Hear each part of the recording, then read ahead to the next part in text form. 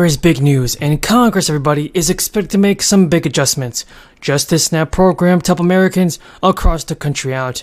We know that President Biden is not doing enough for the American people, and we declare that people should be getting the stimulus checks in 2023 just to help with the rise of inflation, just to help with the cost of living, everybody. Now, in the coming months, Congress is expected to reauthorize the SNAP benefits, the country's largest food assistance program that helps poor families and afford groceries. Now, amidst this ongoing debt crisis, Republicans have focused on SNAP work provisions, proposing expansions to work requirements and identifying employment as a program goal. These efforts are key to providing better assistance to beneficiaries. Enhanced benefits under the SNAP ended March 1st, and a significant share of households are reporting food insufficiency. The latest data released last week marks the first full period of data collection since the end of the SNAP benefits. It revealed that households in states that were distributing the extra benefits generally experienced lower levels of food insufficiency compared to those in states distributing standard debt amounts. Now, households in states that opted out of emergency allotments reported that they often do not have enough money and food to eat at the higher rates than those in states that continue to distribute the additional SNAP benefits. 1 in 4 households in the 32 states impacted by the policy change are reporting that either sometimes often do not have enough to eat. For some households that received benefits up until the program's termination, the policy change has major implications. For instance, a family of 4 with a net monthly income of $2,000 received $940 more in SNAP benefits this year compared to the previous crisis. And with the end of the emergency allotments, that family is now receiving $600 less a month. In total, roughly 32 million people are receiving smaller monthly SNAP payments, which is so much bad for American people. Other changes to SNAP include eligibility requirements. Republicans have passed a bill that would raise the age limit from 50 to 56 years old for the work requirements, and also that affect qualification for SNAP benefits too. But there is little chance that the bill will pass in its current format, with the Democratic-controlled Senate and President Biden already signaling that he would veto any spending cuts to the debt ceiling increase. In an effort to reach some kind of compromise, though, rules around the SNAP program could be adjusted in future years. This past Friday's better than expected jobs report defied interest rate hikes again that are aimed to slash inflation by cooling the economy.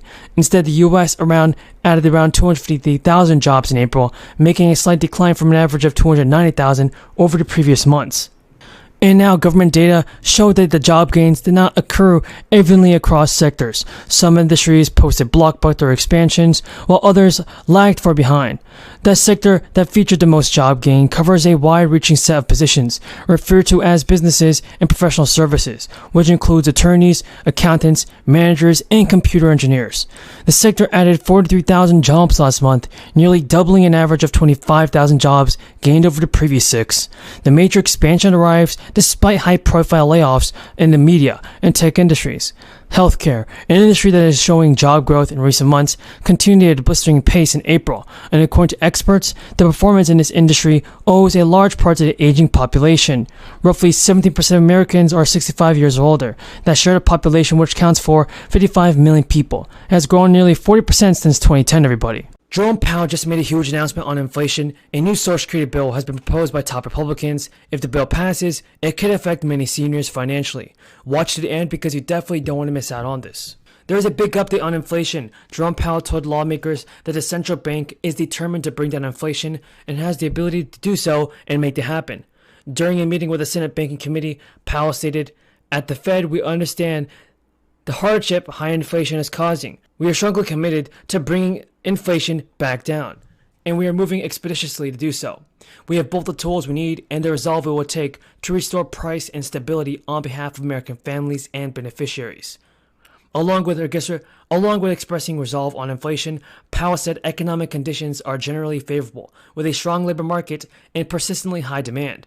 But Senate Democrat Elizabeth Warren warned Jerome Powell that the continued rate hikes could tip the economy into recession, without stopping inflation. Senator Warren said, "You know what's worse than high inflation and low unemployment is high inflation and recession with millions of people out of work." Powell told his colleagues, "Folks, it is a great time for Joe Biden to do one thing, and that's to send out the 4th stimulus payments. Because higher prices have made it difficult for Social Security, everybody. Higher prices have made it difficult for the SSA in getting ready to make direct payments. New research from the Senior Citizens League shows that rising costs means beneficiaries have lost 30% of their buying power since 2000. To be able to live well on Social Security benefits, today retirees need an extra $500 a month, and that doesn't come easy. Social Security's COLAs have increased 78% since 2000. At the same time, the cost of goods and services that retirees typically buy has gone up by 141% over that time. This year's loss in buying power, measured from January 2000 through February 2023, improved a 40% decline based on last year's study. Yet the current 36% loss in buying power is still one of the deepest losses recorded. It only makes sense for Joe Biden to do more for the American people in sending out stimulus checks. Do you guys? Folks, we got a lot of information about the fourth stimulus check, Social Security benefits, SSI, and SSDI. Continue watching this video because you definitely don't want to miss out on this. Joe Biden has a lot to give. I believe he can send out the fourth stimulus check. Kevin McCarthy and Joe Biden will meet Monday to resume talks on how to avoid a catastrophic debt default.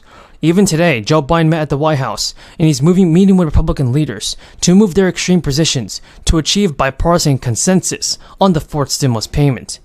But so far, time is running out. Cash continues to drain out the U.S. Treasury Department, and according to the latest Treasury update, the Treasury General account fell to $57 billion. That's the lowest in a long time. Now, this new low is actually lower than it was 2 years ago. And for the past couple of months, Janet Yellen has reaffirmed her warning that the government will run out of money. And once the government runs out of money, that means no stimulus payments. So Joe Biden must solve the issue right now in Congress. And the issue is this: the lawmakers have butted heads over Republicans' push for several provisions. One is the work requirement for government-funded programs like Medicaid, and one is for the SNAP benefits. For many Americans, a medical emergency can lead to a financial crisis. And this means one thing: Medicare for all. Bernie Sanders is saying that the current healthcare system in the United States is totally broken. And with the House and support of Democratic representatives, it's possible for Bernie Sanders to get that problem solved. Folks, there are improving new relief. The lawmakers are passing a bill that provide many low-income households with extra financial assistance. These relief programs are being funded through the American Rescue Plan. For weeks, we have been talking about the price of gas, and we've been feeling it, but some relief could be on the way. House Democrats want to give you some money to help with the sticker shock. The proposal would send an energy rebate of $100 per month to individuals, or $200 for couples, plus $100 for each dependent for each month the national gas price. So good news, the more states have finally decided to approve more financial assistance to the low income. States like Tennessee and Georgia have approved bonus payments for some residents.